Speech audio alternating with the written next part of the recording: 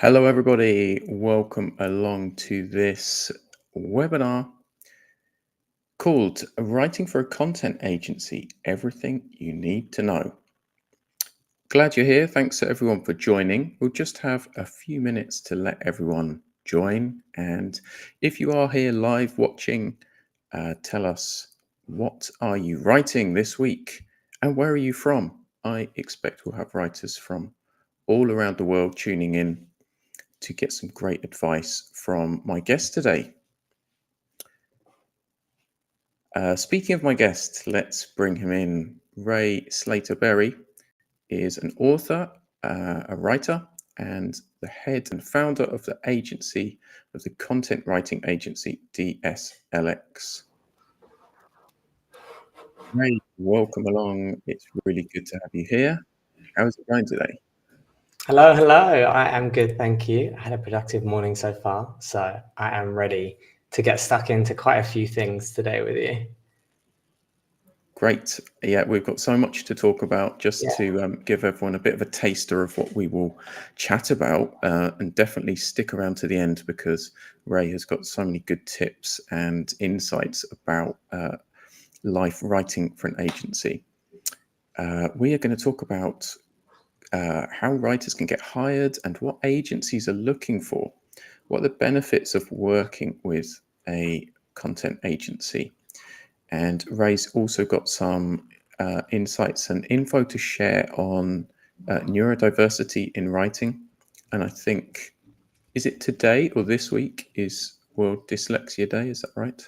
Yeah, this week is World Dyslexia Week, and I think it's today, tomorrow, are the big pushes of the week. So this is good timing for us.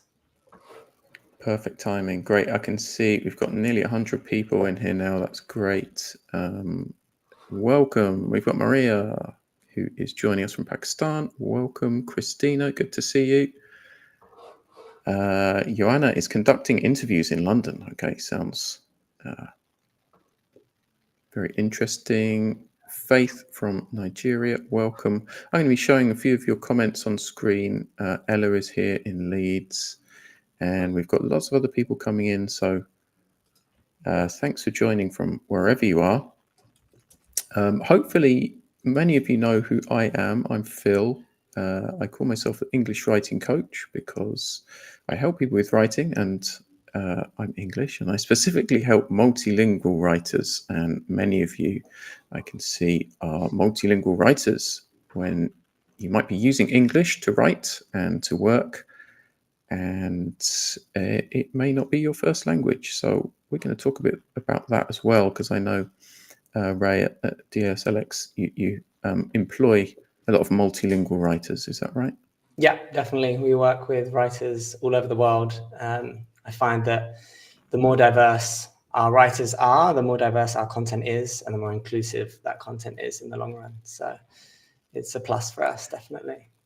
That's brilliant to hear that it's not just like lip service being paid to diversity and picking and choosing, oh, we want to show off, that we've got one author from such and such a place.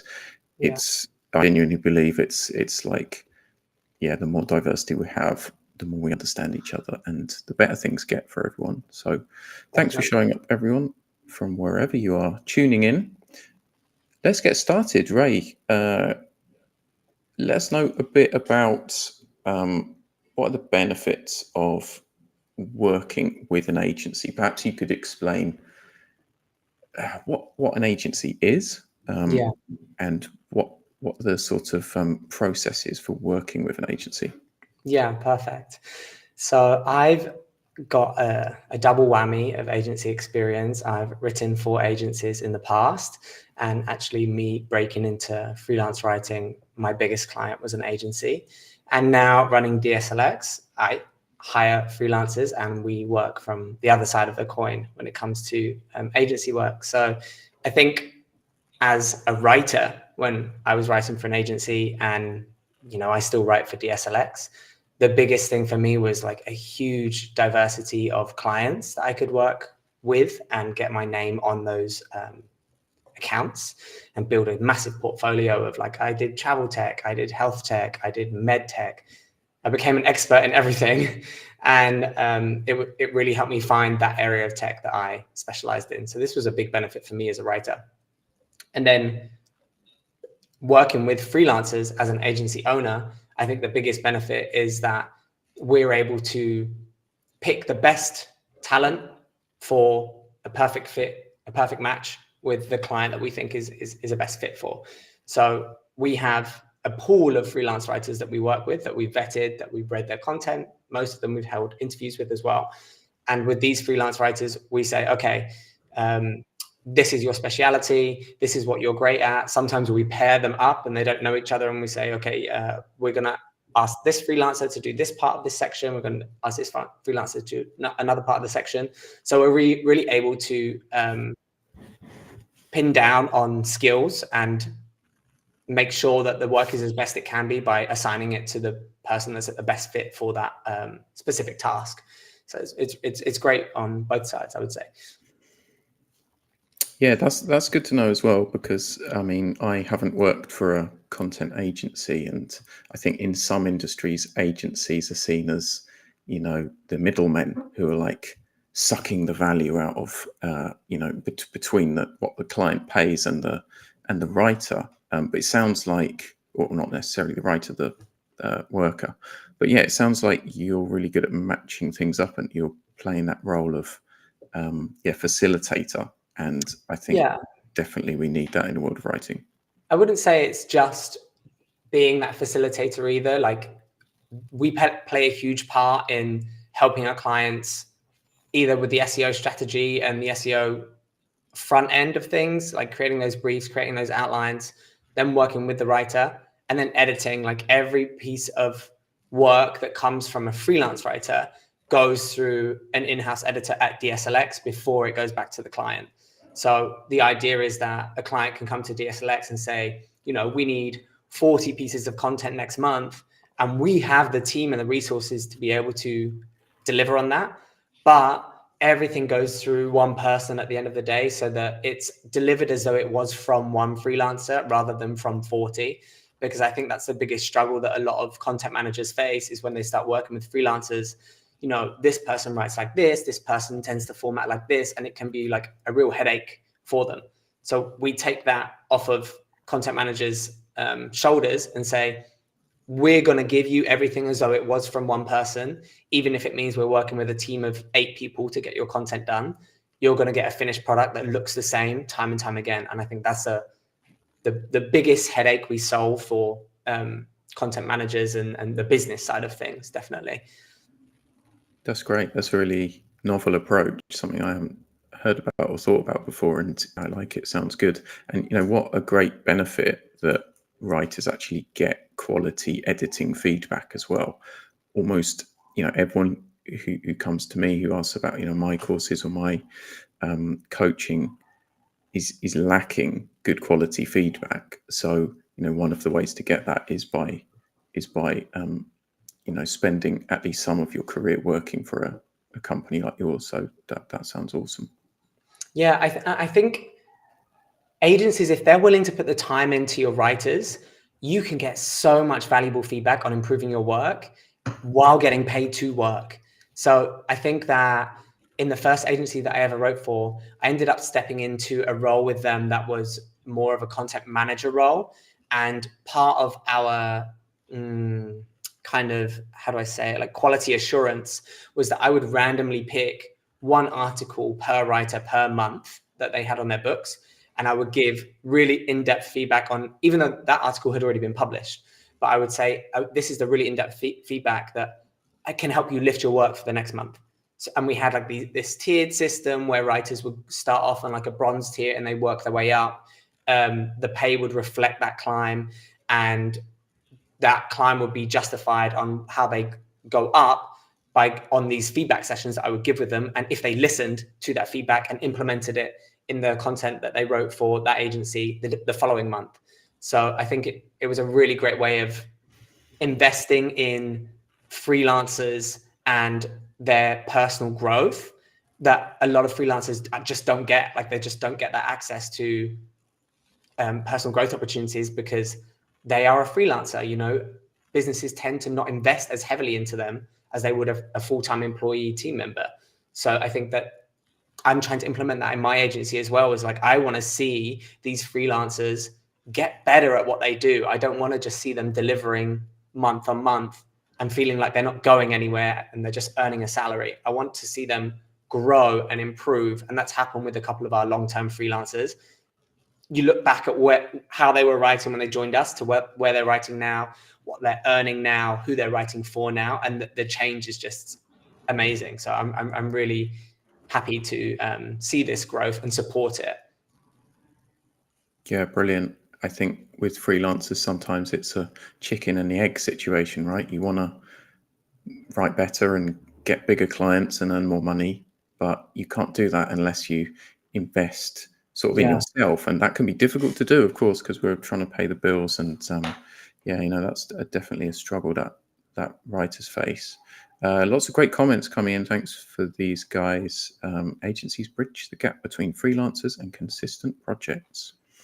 Yeah, nice idea. Thanks for that one. If you've got a question, just let us know in the chat. We'll be answering questions at the end. So feel free to type your questions for Ray and we'll answer them later. What are agencies looking for? What kind of skills should writers be developing? Yeah, this is a great question. And I think that this is something that has changed in probably the last 4 to 5 months. I would say agencies are not looking for the same thing that they were looking for last year or even at the beginning of the year. And that largely has come down to AI. It's also come down to, especially in my sector, right? So I focus on B2B technology companies. And we had all of these tech layoffs towards the end of last year, beginning of this year. So the sector in general was really on a decline, which meant tighter budgets. So, but that being said, it means that companies are now either working on shoestring budgets to try and get content up through, or they're placing value in different areas of content. So 101 content, like that flat level, how to 9XYZ, it really has to step up now. And what we personally are looking for in applications is if someone is leveling up their game, and that I'm not just reading something that could have been generated by AI, even if it wasn't. It's a really tough playing field at the moment for writers, because we have to try to showcase that we are writing and not using AI. And sometimes we get in our own head and think, oh, does this look like it was written by AI? So it's a really tough battleground for writers at the moment, but we really look to see how much flair, spark, and aspects of storytelling writers are able to flood into their writing. And if they can't do that in the samples that they send to us, because bearing in mind, a lot of clients have very strict writing guidelines that have not adapted to AI yet. So if they can't do that flair, that storytelling, that personal aspect in their samples, we look at their cover letter. How much personality do they thread into their cover letter? And a cover letter doesn't need to be 1 page, 2 pages long. It can just be those first few paragraphs that they send on the email and say, hey, this is me. And if that is still flat, then for me, that's us stepping away. But we really looked at cover letters and those first few intro paragraphs. And did we get an understanding of feeling for this writer? Are they able to make us feel a certain way about them, get us excited about them? That sort of thing is the sort of thing that we're looking for in writers' applications today. And I think it's something that all writers can do, but maybe they're just stuck in old ways, or they're using a template that they were using at the beginning of the year, and that is just not the same. It's just not going to work anymore. So we need to be showcasing more flair, more storytelling, more personality in our work, stuff that we know bots can't compete with just yet. Yeah, so much to comment on there. I really like that you're looking into the personal aspect. I've sort of been hearing about the how I rather than how to posts, like making and blogs, making a surge at the moment, and I'd add we want stories. Storytelling for me sometimes has Yeah. this aspect of like, oh, it's a marketing trick. Like, let's quickly do some storytelling on your posts to like, sell something. It's Yeah, stories. That's what we want. That's what we it care is. about. And learning how to write stories takes a long time. It's a real skill. It really is. And I call it an art. And a lot of writers that hopefully are on this call know that we're about to launch a course called The Art of Storytelling. And this is a course that it took me a year to put together. It took forever, but it's an online video course. And it's all about how writers can use storytelling tactics in their work every day to write more convincingly. And it's aimed at fiction writers and non-fiction writers. So how you can use storytelling for brands and how you can use storytelling in your own fiction work. And at the time of putting this course together, I did not realize how necessary it would be, because this was before ChatGPT came about. So now it's even more relevant than ever. And I hope that we can get it live in maybe towards the end of this month. All of the videos are done, everything's in place. We're just polishing up some of the written content. But I'm really excited for it to launch, because storytelling is a skill, but it is something that can be learned if you have the right tools and know-how. And I think that comes from taking courses, it comes from training, but it also comes from reading. It comes from like reading fiction and just indulging in great stories, so that you can pull threads of that, pull elements of that, and say, this is how that made me feel. How can I apply this into my own writing in my everyday? And this storytelling is how writers can really get readers to connect with them and their work. And when someone's more connected with your work, they're more likely to do something that you want them to do, right? Click that CTA, hire you, whatever that is. But we need to build that emotional connection first, and that emotional connection comes via storytelling.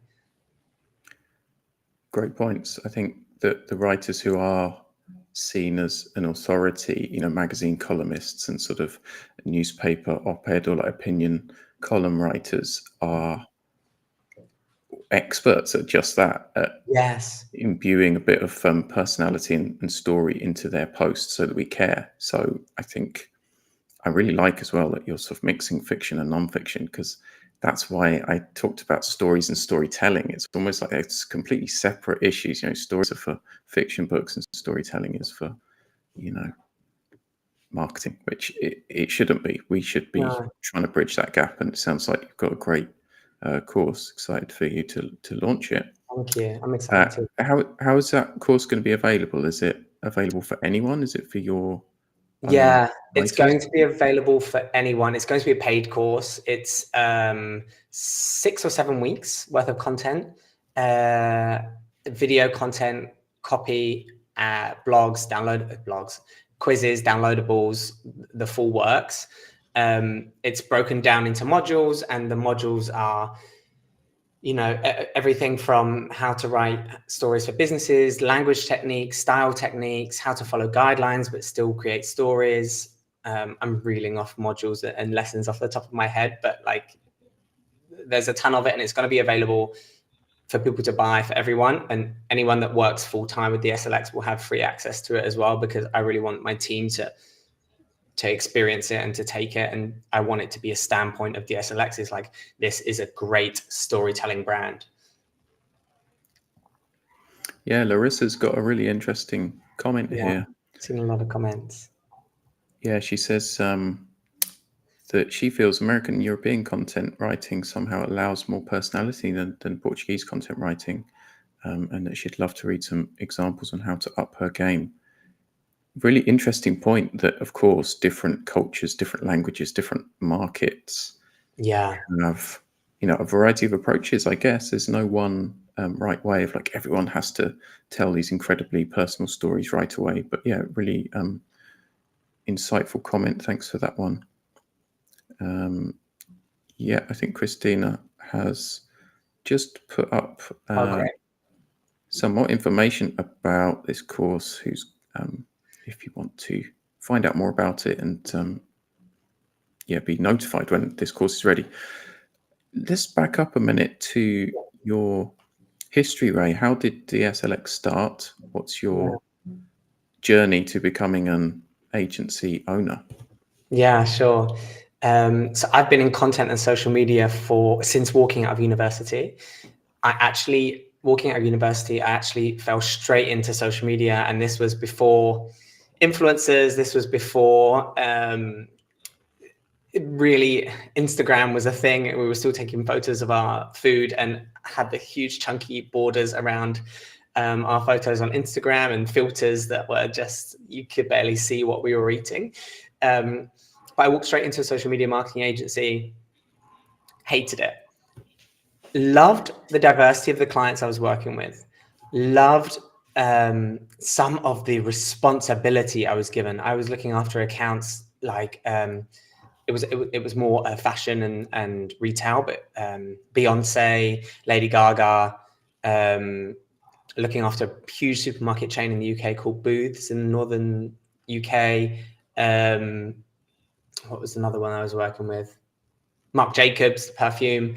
So I had these massive accounts that I was looking after, and I adored that, but I hated the management. And I've been really transparent about saying that for my whole life. It was awful.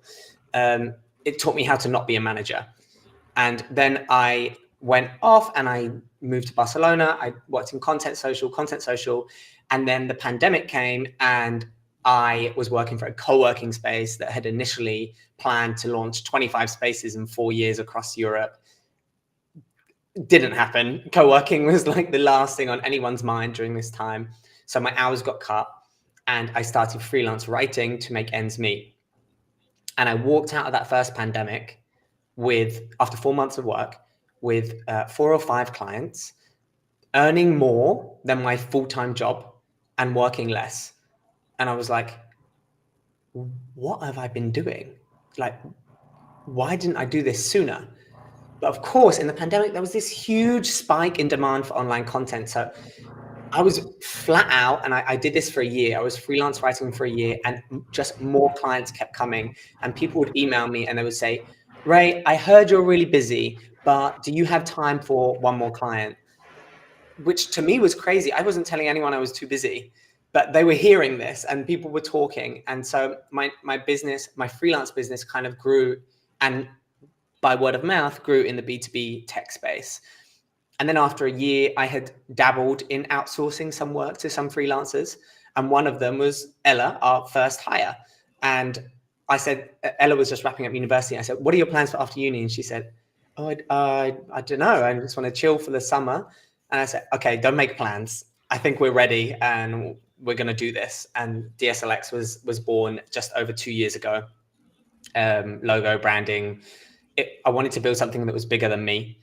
And I think, mission aside, looking at it from a real business standpoint, freelancers on their own are only able to do so much. And so you're always going to reach some type of ceiling if you don't build something that is bigger than just you. And that's what I was thinking, is like, this is clearly bigger than me now. How big can this go?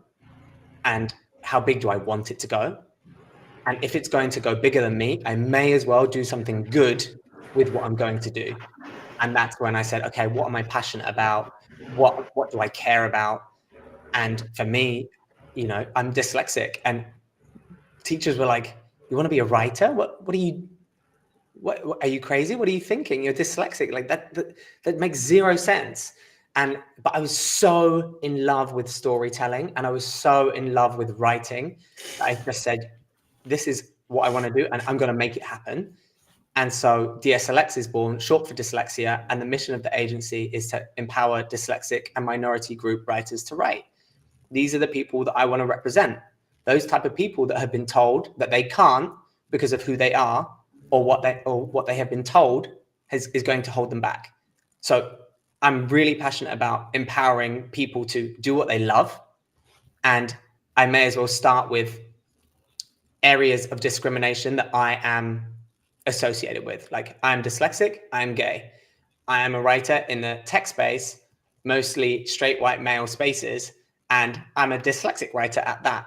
So I had never been able to disclose in any job application that I was dyslexic before. I thought it may hinder me getting work. And now I'm like, if you're dyslexic and you're applying to us, sing about it, because it's the very thing that makes you you. It's the very thing that makes you unique, and it's the very thing that we should celebrate. So I want any writer to be able to apply to DSLX and come exactly as they are, live their best lives, live their truest lives, and they do their truest and best writing in turn. Sorry, that went on. Brilliant. I was looking for a clap emoji, but I'll just give you a physical clap for that impassioned speech. My sweat on. Couldn't agree more. I think it's, I myself have learned a lot about diversity and neurodiversity. I was just talking about it today with a friend, and I think it's, hopefully becoming less of a stigma and something that we're accepting of when we read different types of writing. And I hope to see more of it. I mean, I'm a short story writer myself. I love short stories because you can experience that diversity. You can read stories from all around the world, from all parts of history, and all types of people as well. So I recommend, in addition to reading great examples of what you're trying to write, read short stories, because they're great. I have a great book. Actually, it's just here. I'm not going to try and get it down because it's on a shelf, but No One Belongs Here More Than You, is it? Yeah, by Miranda July. It's a collection of short stories, and it is so good. I would highly recommend it. Each one is just like, takes your breath away.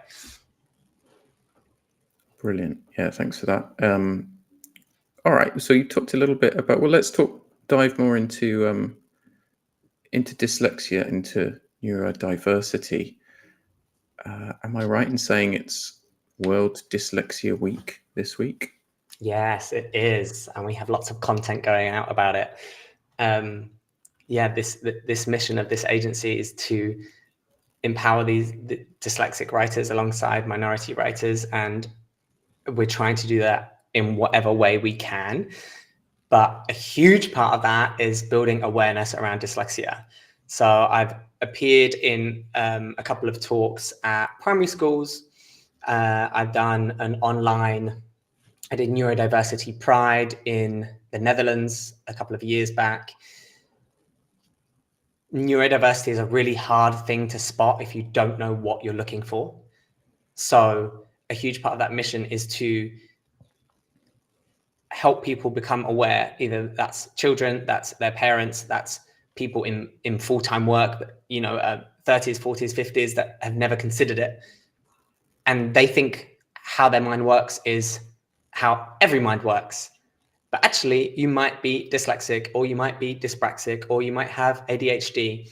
There's so much around neurodiversity that just needs awareness. It just needs someone to be able to say, oh, this is what I'm looking for. And then when you know what you're looking for and you maybe spot a few trends, you can say, okay, I need to get myself tested. I need to get myself affirmed that I do or do not have this. And then once that's done, my goodness, the whole way that you live, the way that you work changes, because you now know the tools that are going to enable you to do better work. So our mission is to bring that awareness up around dyslexia so that people can go and say, I might have it. And there's nothing wrong with having it. It just means that we work differently. And so we need to understand how we should work to be our most productive and successful selves. And that's not the same style that how everyone else works. And that's not the same way that the traditional education systems teach us. So we have to figure that out. Yeah, for sure. It's often down to writers or producers or creative producers, shall we say, to educate everyone. You talked about AI earlier. In addition to neurodiversity and diversity, writers are the ones who've got to learn what it can do, what it can't do, and tell everyone what's good or bad about it. And it's a big weight on our shoulders, but yeah, it's definitely inspiring. Lots of great comments. I've seen a lot coming got in. an inspiring story. So yeah, thanks for that. Great. we've talked about the past and the present. What about the future? What does the future hold for the writing industry? Yeah, It's been a pretty tough time for many of you out there, I'm sure. yeah. Some of the people listening are, struggling with work. That's totally okay. It's totally normal. We're in a difficult period. What's going to happen going forwards? So the writing industry, yeah, I touched on it, and AI and the economy, but it's 100% it's changing, and how we write is changing, and how people employ and work with writers is changing. And I really want to be able to give some constructive feedback here, because we just had a hiring stint, right? We had around 200 applications apply for one role. So I know there are so many people out there looking for work, and I really want to do the best I can to support them and for them to be successful in finding work. I think a huge thing that writers are going to need to do is niche down and say, I am the expert in this. Gone are the days that I think we can say, I am a B2B writer, or I am a B2C writer, or I am a tech writer. I think that now, as clients are now looking at real value and real insights that beat AI and that beat any flat level research that you see on the first page of Google, they still have the budgets, right? Maybe not so much this year, but the budgets will come back for content. The world has always needed content. It's always going to need content. So I don't think our industry is under threat in that sense. But clients are really looking for the best writer in this field, right? So rather than saying I'm a B2B writer, I need to say, hey, I'm a travel tech writer, and I have written for XYZ clients in your industry. I am the writer that they all go to. This is why. And I think that this is a huge thing that we need to start doing as a collective of writers, is stop being generalists, because AI is now our generalist. AI can now cover flatline topics. We need to be the specialists, and that warrants us getting hired, and that warrants clients being willing to pay to hire us. When you become a specialist, you place more value on yourself, and you're able to charge more for your work. So I think that's a massive suggestion that I would give to every freelancer that came to us, is niche down. Yeah, really interesting to hear you say that, and great approach. I see a lot of bit more beginner writers, and I think whatever career you're in, you often think, well, I'll cast my net wide, right? I can write on any topic. I have a lot of people contacting me saying that, I'll write anything you want. And it's like, it's not worth much, because you're not telling me something that only you can do and that it's valuable. And I think what's nice about it is it matches up with your way of pairing writers with clients. And that's how this freelancer to agency sort of network that you have, or I don't know how you think of your company or your still figuring brand, that out as well. I'm just saying buzzwords now: brand, company, content. No, I know what you're saying. Diversity. Yeah, that's it. I mean, also when I started writing for B2B SaaS, right? I started writing as that, and I am going against what I'm saying now, but it was a lot newer, and there were a lot less companies in that field, and now it's so heavily saturated. So I don't think you're putting yourself in any less of a availability position by saying you write for travel tech or med tech or whatever it is, because there are thousands of those companies out there. So pick your niche, pick your area of expertise, and place more value on yourself as a writer, and stop saying you can write anything, because no one wants a writer that can write anything. They want a writer that can write exactly what they stand for and what they're selling, and that field. So pick something. Yeah, just to let everybody know the future of writing and AI and where all this is going. I am thinking of putting together a webinar on it, so stay tuned on that, probably in a month or so, and I may be announcing that soon. But I'm excited to talk about it because I'm not a tech guy, but you know, I'm a writing guy, and I think that's the way we need to approach it, rather than saying, "Oh, what can this technology do?"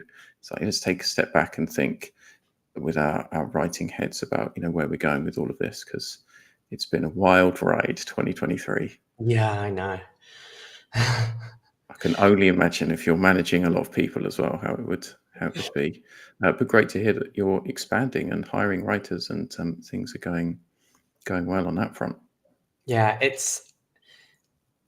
I'm in no way saying that 2023 has been an easy ride for us or a smooth ride. Like 2023 has been at times horrific. You know, in the first quarter of 2023, we lost 85% of our clients. Like, Wow. that is, as a small team, you know, bootstrapping a business, no funding, no investors, and every cent that is in the business, either I've earned or the team has earned. You know, there was no lump sum to start with. So 2023 was and is really tough. October is our best month of 2023. I'm really happy right now. That doesn't mean it's been the best month of DSLX. Like, our best months were still last year. So it is a really, really tough climate. And I so understand any freelance writer at the moment that is struggling for work, because we are too. Like, just because I have an agency doesn't mean that we're in any better position than any other person out there. And so it has been a real struggle for us as well, but we've persevered. And I think that us surviving and not needing to let anyone go during this time, because a lot of agencies have had to let writers go. Animals coming to mind as probably the most famous one. I think they had to let go about 25 writers this year, or 27. It's awful. And I never want to have to let someone go from my team. So we're doing what we can to survive, and now we are surviving, and now we're just starting to thrive again for this year. But it has not been easy.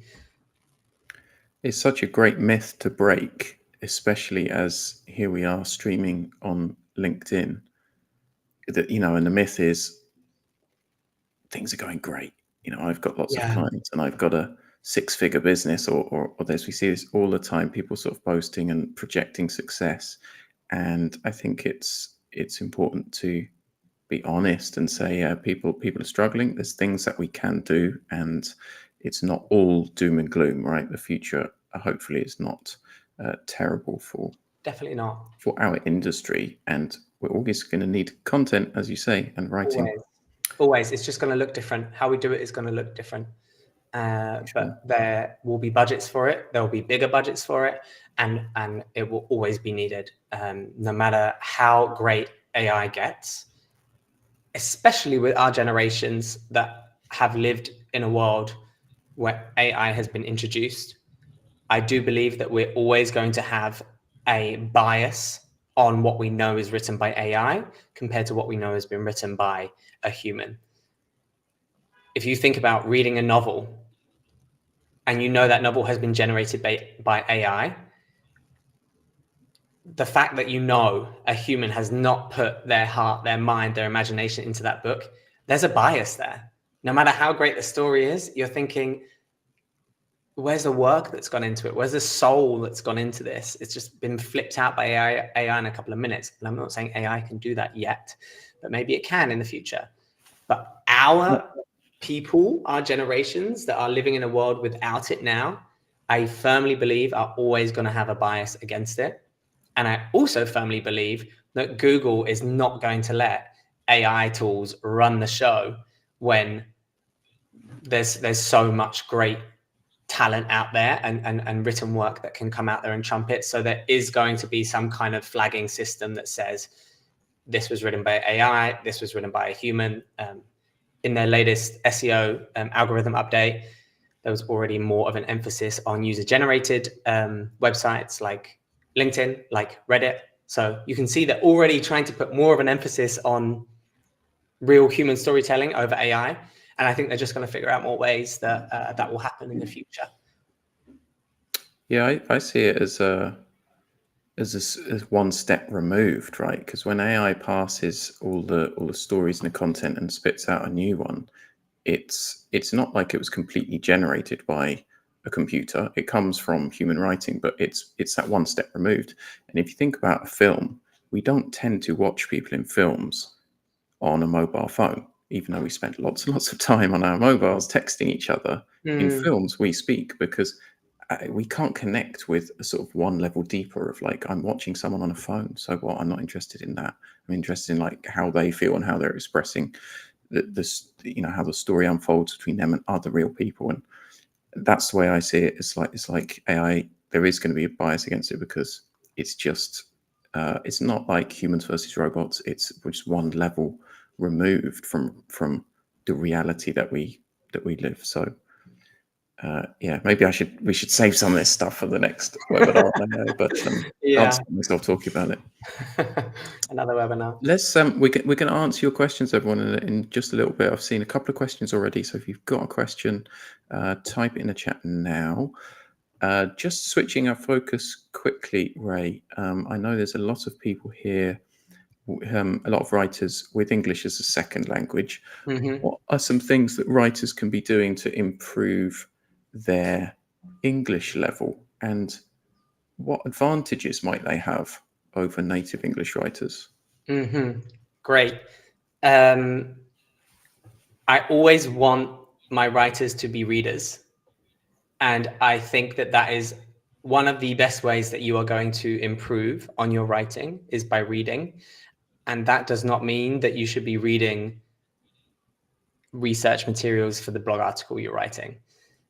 Read something you love, enjoy, are passionate about, is different from your day-to-day work. And you will be so surprised how much that can affect the quality of your work, the style of your work, the way that you write for businesses. So I think for any writer where English is a second language for them, I think reading in English, fiction, other blogs that you're really passionate about, areas that you're really passionate about, but not what you write every day. I think that can really, really improve your writing ability. And I think that any writer that has English as a second language,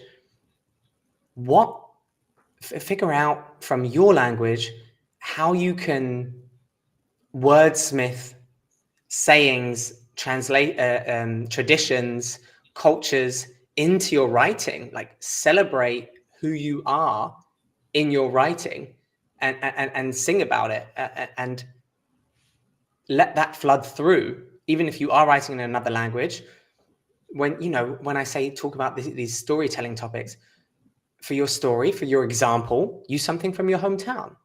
To get a point across, use a word in your language that says it better than English can say it. I speak Spanish now, living in Spain pretty well. And sometimes there are just words that feel better in Spanish and get my point across better than they would in English. So figure that out and put your native language as part of your flair, as part of your uniqueness into your written English work. And I think that you'll see a great benefit from that, and you'll be even more standout writer for it. Yeah, I love that point about sort of creatively including your own culture and language. Language is something which is living, and they interact. And I think, yeah, be creative with it. Of course, we have to learn certain rules and be accurate enough to be taken seriously, right? So are there any sort of common errors that you see from multilingual writers that you think are worth mentioning? I think the biggest thing that I see with multilingual writers is missing the tone and the formality, either being overly formal or overly informal in their writing, and finding that sweet spot. that is just the fit for that particular client that you're writing for. And I think that I've never written in Spanish for a client, so I can't really comment on how easy or difficult that is. But I think it really helps when you really read at least 2 to 3 articles from that client that you're about to be writing for. A lot of clients provide like these amazing writing guidelines, tone of voice, style guidelines, these huge documents for writers. But actually just reading 3 of their blogs that were previously published, that can give you so much more insight than them telling you how to do it. Just let them show you and just read it. And that will help you like hit that tone and that formality that they really want. And that's something that I would like to see more of I would like to see more multilingual writers be successful. And I think they can do that by identifying tone better. And they can do that by reading the work of the client rather than trying to learn it from these hefty guidelines that sometimes are not as useful as they're intended to be. I think it's very tricky for language learners to do this in English because there's a lot of different levels of formality. It's not just like we have tu and usted, right? There's a huge range and spectrum of what makes something formal or not. And I think when writers read work, they need to be breaking out that formality into many different concepts. It's not just whether a particular word is formal or not. It can be the grammar of a particular sentence. It can be, whether or not it uses contractions and style choices. It's so many aspects, and I think that's definitely a skill that second language English writers should be looking to develop. 100%. Yeah, and to agree with you, reading is one of the ways to do that, but we need to break it down and say, well, what's happening in this text? You can't learn everything through osmosis. No, I think that and I'm gonna plug you, but this is the perfect time to do it, is that we've got Chris, one of our full-time team members, for anyone on this call, is from Colombia, and she is taking a course with Philip at the moment. And Chris had felt like, I'm sorry, Chris, for naming you, but Chris had felt like she had hit a glass ceiling with her vocabulary and with her, with the level of writing that she had got at. And I think she's done 2 classes with you now, or 3? We just had our second session yesterday, I think. Yeah, and she's getting into the thick of it with grammar and with structure and with really like breaking down how to write again. And I think I'm going to learn a lot from her taking this course.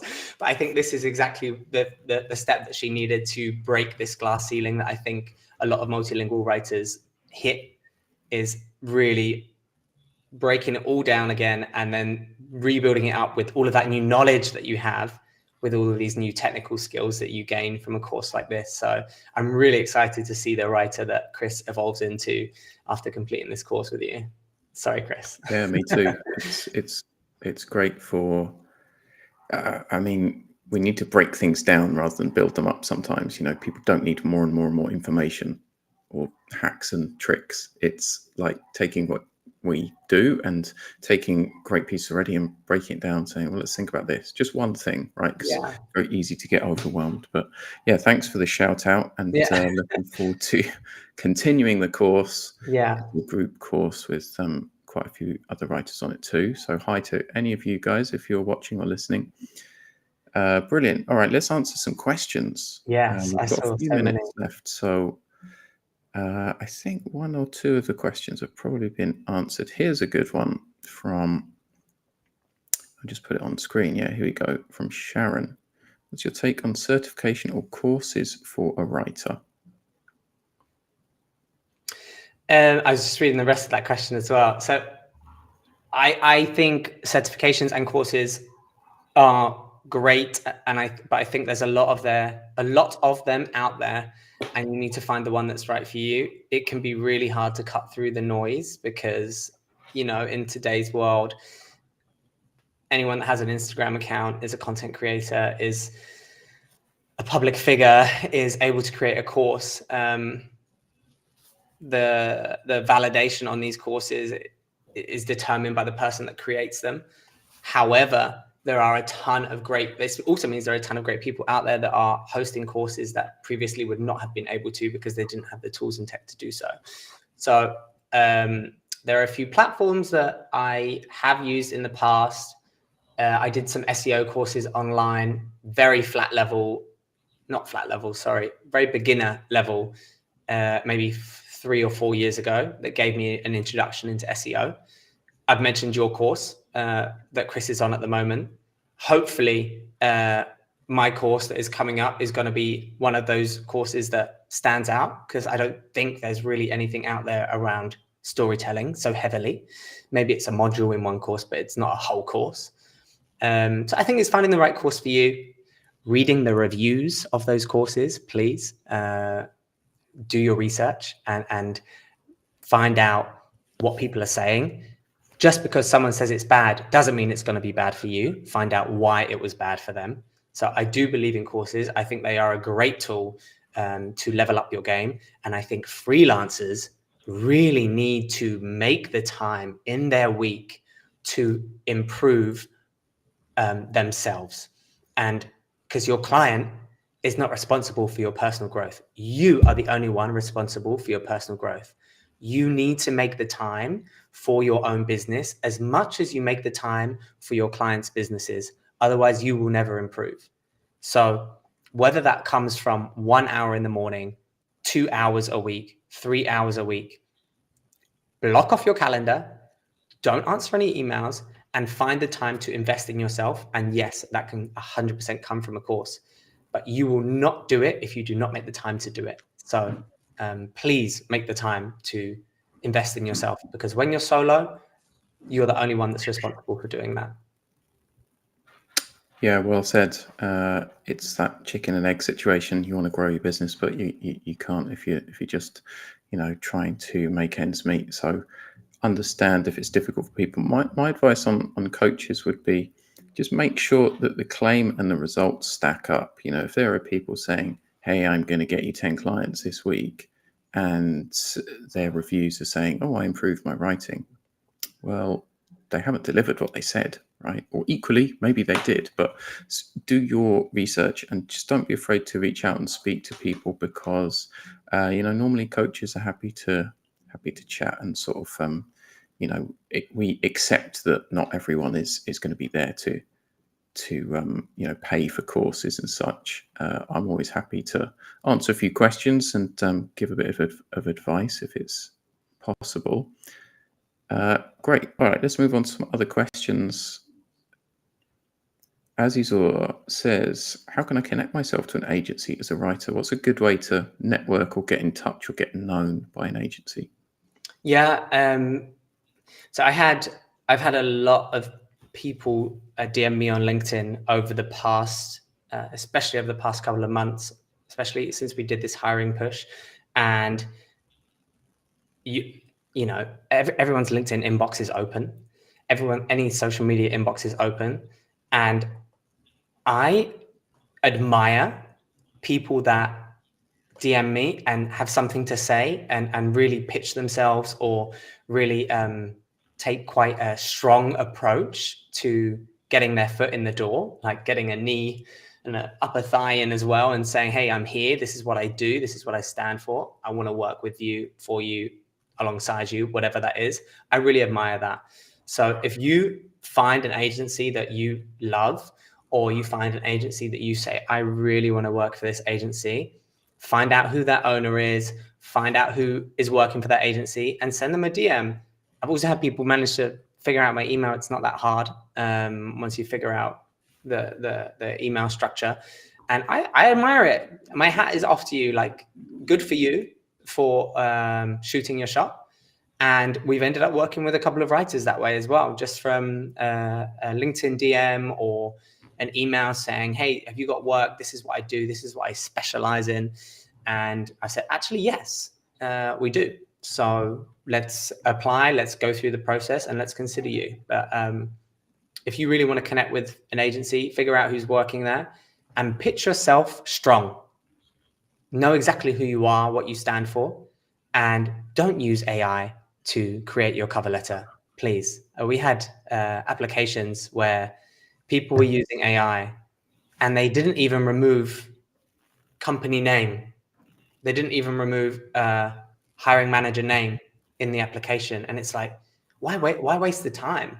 And it was really actually heartbreaking to see that we had writers applying for a writing and editing role using AI. It just baffled me. So if you're going to if you really want to connect with an agency, or you want to like apply for a role, inject every ounce of personality and charm and storytelling that you possibly can into that first hello and grab their attention. Amen. I mean, it's not a numbers game. You can send 100 DMs saying, hello, will you hire me? You know, if it's that generic, and if you've not taken the time, it's a time and fit game. So if you 100%. figure out why you're the right fit, and you tell the agency or prospective client, whoever it is, how, you know, why it would be good for you to work together, then yeah, much better approach. Rather than applying to setting yourself a goal of saying like, I want to apply to 30 workplaces this week, pick 3 or pick 5, you know, and nail down those applications. It's definitely quality over quantity when it comes to saying hello. Yeah, brilliant. Oh, I've just seen another question from Sana. Actually, maybe you could answer these two together. Okay. It says, can you expand on personality versus AI storytelling highlights from the course? Well, no spoilers, but I need to get the modules up in front of me. She also asked about using AI to edit work, if that's something you wanted to answer too. So we were in like 2-3 minds about how we use AI, if we even want to use AI, when ChatGPT was launched. And eventually we decided, like, do we want to offer an AI assisted service? All of this stuff. AI is a really tricky field to navigate. Now I've said to my team and any freelancer working with us, like, we never deliver anything that was created by AI. I did see a comment a little while ago saying that someone has been using AI as a soundboard, or someone has been using AI as a personal assistant. Especially if you're a multilingual writer, I think AI can help you rewrite or rejig a sentence in a way that is shorter, more concise, easier to read if you're fumbling. And I also think AI can help you find the right word for something if you know how to ask it to support you. But the most that I ever want someone from my team to get from AI is a 1-sentence response. And that 1-sentence response doesn't actually go in the article, but it helps them to narrate what they're trying to say. So I think that you can use AI as a soundboard, but never rely on it. And anything that AI delivers back to you, never copy paste it into an article. Read it and then write it in a way that fits the style, the tone, whatever it is you're going for. That's what I would say. And I can't remember the second question because my memory is awful. I don't know if I answered it. I think you answered the question as far as I see it. Yeah, it was about editing with AI and AI and storytelling. Great. I think we're coming to the end of things, guys. Thanks so much for attending. We had plenty of people here, and if we didn't get a chance to answer your question, you can always get in touch. Just find me on LinkedIn, or you can always write to my email. Not a secret like Ray's. Phil at englishwritingcoach.uk. Great. How can people get in touch with you, or what should they do, Ray, if they want to reach out or learn more about your course or your company? Yeah, and thanks, Chris, for sharing the module breakdown there. That's super helpful. I should have pulled that up before this course, but before this call. No, please get in touch on LinkedIn. Is the best channel to meet me on. Follow DSLX on LinkedIn as well. There we release any news about what's coming up. One thing that we've really noticed over this hiring sprint is how much we do want to help freelance writers find work and support freelance writers, especially in our field. So hopefully the Art of Storytelling course will support that in the future, but I'm really trying to build a community there as well. So follow myself on LinkedIn, DSLX on LinkedIn, any of the team. And yeah, it's the best place to find us. Yay, storytelling. Yay. Brilliant. Ray, thank you so much for being my guest today and sharing all these amazing insights. I think it's been such a great eye-opening chat for me and hopefully everyone who's come along. As I said, get in touch if we didn't manage to get to your question. And yeah, I hope you enjoyed it. See you next time for, well, I have a podcast coming up in a couple of weeks and also this next webinar. So yeah, just keep your eyes on my posts and my stream and see you next time. Thanks everyone for coming. Thanks, Saul. Thanks for joining, everyone.